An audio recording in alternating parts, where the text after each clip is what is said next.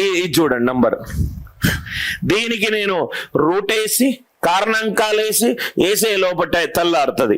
So కొన్ని చిన్న నంబర్లకు ఇది పర్ఫెక్ట్ గా ఉపయోగపడుతుంది, కొన్ని చిన్న నంబర్లకు ఇది పర్ఫెక్ట్ గా ఉపయోగపడుతుంది, రైట్? అందుకే మల్టిపుల్ రూల్స్ ఉన్నాయి.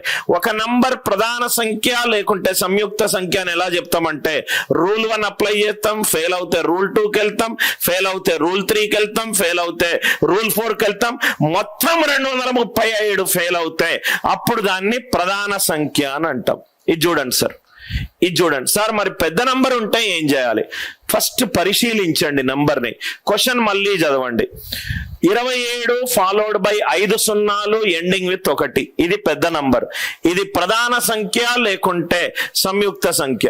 సో దీన్ని నేను కొంచెం ఫ్యాక్టరైజ్ చేస్తే 27 × 10⁻6 + 1, 27 × 10⁻6 + 1 ఇట్లా రాసుకోవచ్చు కదా.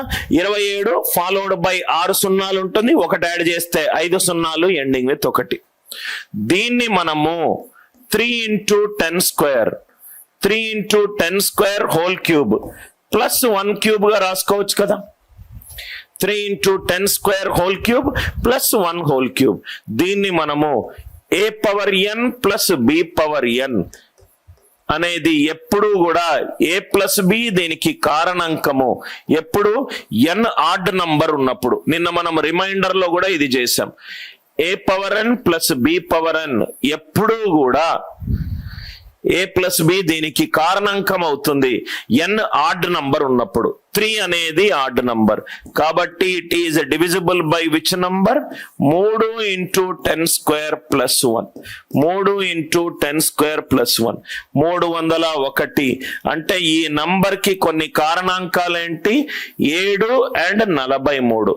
ఈ నంబర్ కి 1 అండ్ మళ్ళీ అదే నంబర్ కారణాంకం అవుతే అది ప్రైమ్ నంబర్ అవ్వేది. కానీ అది కాకుండా 7 అనేది ఒక కారణాంకం అవుతుంది, 43 అనేది ఒక కారణాంకం అవుతుంది. కాబట్టి ఆన్సర్ ఎంత? ఇదొక సంయుక్త నంబర్.